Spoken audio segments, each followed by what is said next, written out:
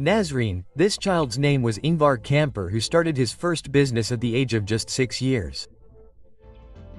His family saw that this child was very different from others and he had the ability to do business. His grandmother gave him 88 Swedish cents with which Ingvar bought 100 matchboxes. To encourage him, his first customer was also his grandmother, who bought a matchbox from Ingvar for 3 cents. People in the neighborhood also bought matchboxes from him, and thus his first investment grew 3 times to 3 Swedish krona. It was not much, but this experience created a passion in Ingvar to buy things at a low price and sell them for more money. In his growing age, when children are busy with their own things, Ingvar sold various household items, and every time he doubled and tripled his investment and did not waste money but invested the profit back. When he was sent to school, he was found to have symptoms of a strange disease. In this disease called dyslexia, there is difficulty in reading and remembering. Apart from studies, Ingvar also kept his shop running in school. He used to sell things like pens, watches and belts to his classmates. He even earned the first big profit of his life by selling 500 pesos in school. When Ingvar completed his graduation at the age of 17, his father gave him money as a gift to register a trading company. This company, which was registered in 1943, was named IKEA. In this name, I and K represent Ingvar Kamper. The letter E was taken from Emret, which was the name of the family farm, and the last A represents August, which was the name of Ingvar's village. It was just a virtual trading company without a shop or office, whose main focus was on delivery. In it, Ingvar started selling the same items that he had been selling since childhood. There was just a small kiosk-like shed in which he used to pack the orders. But who knew that the business starting from a small kiosk would one day become a billion-dollar empire? In the early days of IKEA, Ingvar started importing and selling pens, wallets and various items. At the age of 17, his work was going well.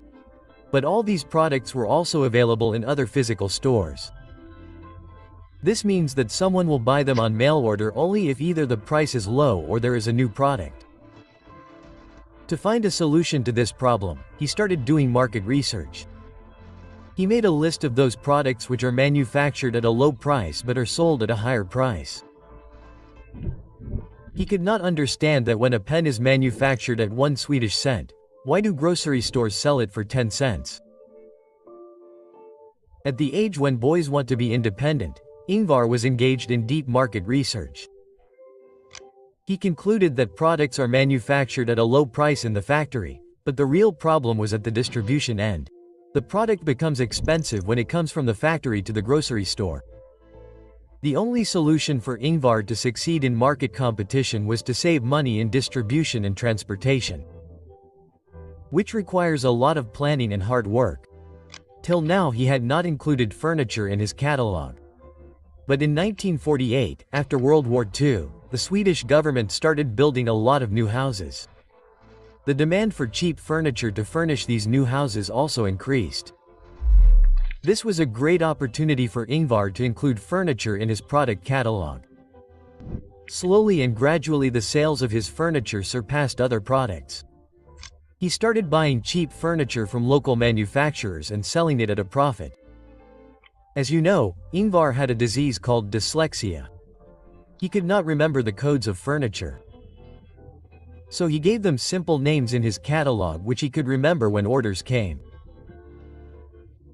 When every product in the product catalog had a unique and attractive name instead of a code, it would be easy for people to order. This small thing proved very beneficial in boosting the sales of IKEA. The only way to get orders among so many companies was that everyone should offer a lower price than the other. But reducing the price meant that the quality would be compromised, and many companies were doing this, due to which the name of all mail-order companies started getting tarnished. This was the time when Ingvar decided to open the first store of IKEA. in which he was going to display the furniture physically. This would reduce the cost of delivery to a great extent because now people will be able to directly come to his store and buy furniture. Secondly, those who did not trust the quality of mail order will now be able to directly come to the shop and buy furniture after being assured. As a marketing, Ingvar also decided to give free Swedish buses to the customers. When the first store of IKEA was launched in 1953, there was a bigger rush than expected. Around 1,000 people lined up outside the store because furnishing the houses given by the Swedish government had become a necessity for everyone. This strategy of Ingvar was working. He used to mail the catalog to people, but due to the physical store, customers would come directly to the shop. This was the first mail order company to have a physical store. Ingvar also built a pool next to his store, due to which IKEA became a tourist spot in the town. People would go out for outings and also buy something at the same time. IKEA was rapidly climbing the ladder of success. But Ingvar did not know that other retail furniture stores would become a big obstacle in its path. In 1950, IKEA was growing very fast and the Swedish furniture dealers could not digest this. Its opponents were still using the old mail order model. Therefore, they could not compete with IKEA's cheap prices. Furniture dealers tried every possible way to stop IKEA. First, a ban was imposed on selling IKEA in trade fairs because whenever there was a fair, there was the most rush at the IKEA stall, and this was happening because the other stalls only sold catalogs. On the other hand, real furniture could also be seen at the IKEA stall. Then the dealers also imposed restrictions on the prices written in the catalog because the lowest price was of IKEA. This time IKEA organized its own trade fair in which there was no one to stop it. In response to this, the dealers threatened IKEA's suppliers that if they sold furniture to IKEA, they would stop buying from them. The suppliers stopped supplying to IKEA out of fear. This was a direct attack on Ingvar, which also affected IKEA's sales a lot. But then Ingvar found a way that the suppliers were forced to supply furniture to IKEA. Where other retailers used to pay the suppliers in 3 months, IKEA announced that it would pay in just 10 days. Due to this, the suppliers started supplying to IKEA secretly in the dark of the night.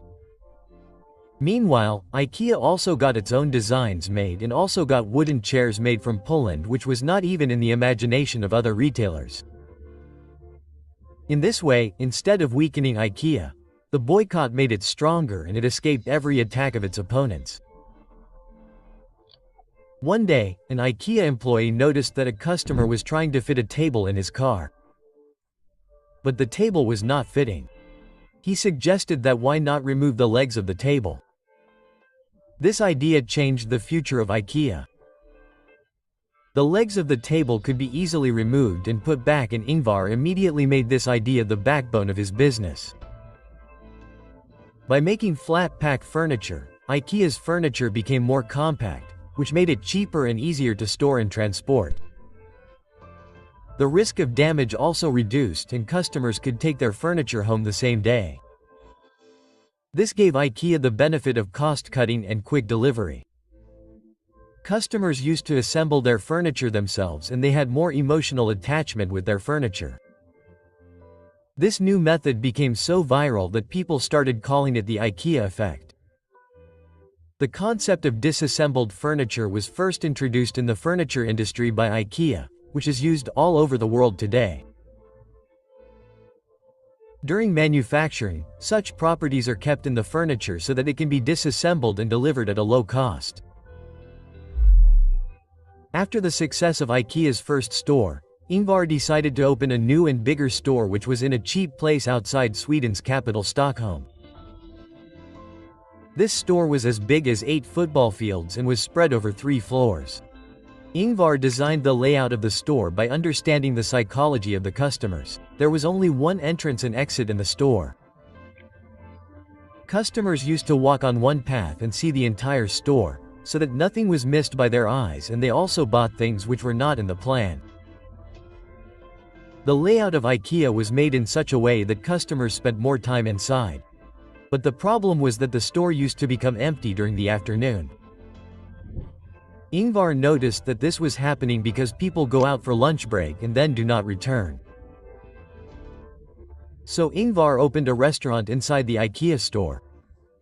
Ingvar's thinking proved to be absolutely correct. After opening the restaurant, customers would stay in the store for a long time and eat food from there if they felt hungry. Ingvar now had a business model that just had to be copied.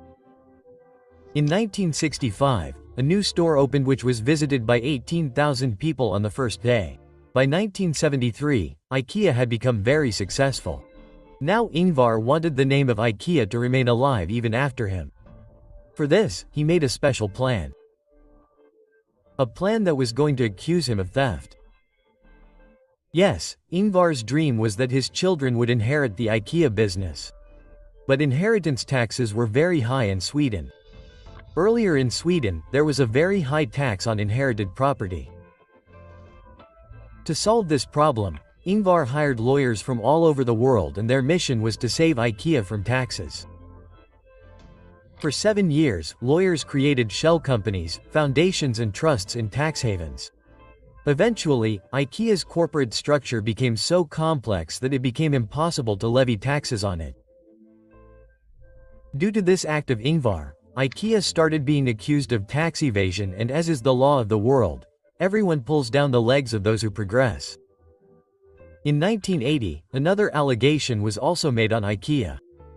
There were some factories in East Germany where the furniture made was sent to IKEA. But in some of those companies, prisoners were forced to work. People started blaming IKEA for this. Later, when this allegation was proved, the management of IKEA wrote a public apology and apologized to the people. In 1990, more than 70 new stores of IKEA were opened, and in 2008, IKEA became the world's largest furniture company. In 2018, Ingvar Kamprad left the world at the age of 91 years. Today IKEA has 473 stores across the world and more than 2,000 new products are launched every year. The special thing about these products is that even today every product is given Swedish words, which was started by Ingvar Kamprad due to his dyslexia disease. Hope you will like and share this video of ZMTV a lot. Thank you very much for your loving comments. See you in the next great video.